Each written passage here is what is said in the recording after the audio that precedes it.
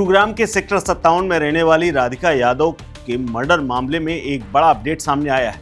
दरअसल ये अपडेट आया है पुलिस पूछताछ के दौरान, क्योंकि राधिका के पिता दीपक यादव ने पुलिस की पूछताछ में बताया है कि वो अपनी बेटी राधिका से बहुत प्यार करता था, लेकिन पता नहीं क्यों उसके दिमाग में अचानक गुस्सा आया और उसके बाद उसके हाथ से उसकी ही बेटी का कत्ल हो गया।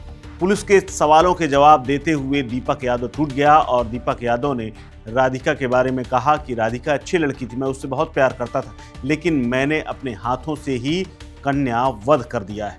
कन्या वध की बात राधिका के पिता दीपक यादव ने अपने भाई से भी की। राधिका को मारने के बाद जब परिवार वाले आसपास इकट्ठा हो गए तो उसने कहा कि मेरे हाथ से कन्या वध हो गया है। हालांकि अब दीपक यादव को 14 दिन की न्यायिक हिरासत में भेज दिया गया है।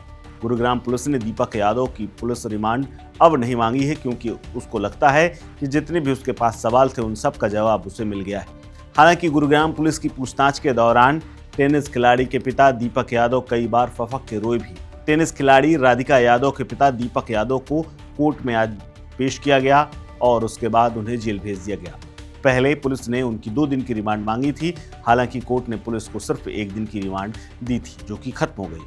पुलिस अब कई एंगल से जांच कर रही है। आपको बता दें कि राधिका यादव हत्याकांड को लेकर के पुलिस की जांच चल रही है। पुलिस ने अभी तक इस मामले में आरोपी दीपक यादव को ही गिरफ्तार किया है और पूरे परिवार की ओर से ना तो किसी और पर शक जताया गया है, न ही किसी के शामिल होने की बात सामने आई। पुलिस इस मामले की जांच अलग अलग एंगल से जरूर कर रही है, क्योंकि इससे पहले दीपक यादव के दोस्त ने एक बात ये भी बताई थी कि दीपक ने पुलिस को ये बताया था कि उसे गांव वाले ताना मारते थे, कहते थे कि बेटी की कमाई पर जिंदा है। लेकिन सच ये है कि दीपक यादव खुद लाखों रुपए कमाते थे और एक दबंग छवि के थे। दीपक के दोस्त ने एनडीटीवी को बताया कि दीपक का गांव में तमाम रसूखदार लोगों में उसका नाम था, उसके पास पैसे की कोई कमी नहीं थी। ऐसे गांव वाले उसे ताना मारते हैं, ऐसी मेरी समझ से कोई बात नहीं हो सकती और ना ही ये संभव हो सकता है, क्योंकि दीपक के पास पैसे की कोई कमी नहीं थी और ना ही राधिका इतना कमाती थी कि वो अपने पिता का पेट पाल सके। आरोपी पिता ने पुलिस को ये भी बताया कि कुछ समय पहले उसके दबाव के चलते राधिका यादव ने अपने सोशल मीडिया अकाउंट अपने आप डिलीट कर दिए थे। इसके बाद दीपक बार बार राधिका को एकेडमी बंद करने के लिए भी कहता रहता था। हालांकि राधिका की बात ये भी सामने आई है कि राधिका शादी से फिलहाल इनकार कर रही थी और उसके ऊपर शादी का दबाव भी बनाया जा रहा था। 25 साल की टेनिस प्लेयर राधिका ने अपने पिता को समझाने की कई बार कोशिश की थी। राधिका अपने पिता दीपक को कहती थी कि उसके ऊपर करीब 2.5 करोड़ रुपए उन्होंने खर्च किए हैं, उन पैसों को बर्बाद वो नहीं होने देना चाहती और अपनी प्रतिभा से बच्चों को टेनिस की ट्रेनिंग दे करके उसको वो चुका देगी। इसके अलावा गुरुग्राम पुलिस ने राधिका यादव के घर की जांच भी की। वहीं पुलिस को जिंदा कारतूस भी मिले हुए हैं। हालांकि राधिका के चाचा कुलदीप यादव ने भी इस मामले में शिकायत दर्ज कराई है और प्राथमिकी के मुताबिक घटना के समय राधिका की मां मंजू यादव मकान की पहली मंजिल पर मौजूद थी। प्राथमिकी में ये भी लिखा गया है, जिसे कुलदीप यादव ने दिया है। कुलदीप यादव के मुताबिक उनके भाई दीपक, उनकी पत्नी मंजू और बेटी राधिका सेक्टर 57 वाले मकान के पहली मंजिल पर रहते थे, जबकि वो परिवार के साथ ग्राउंड फ्लोर में।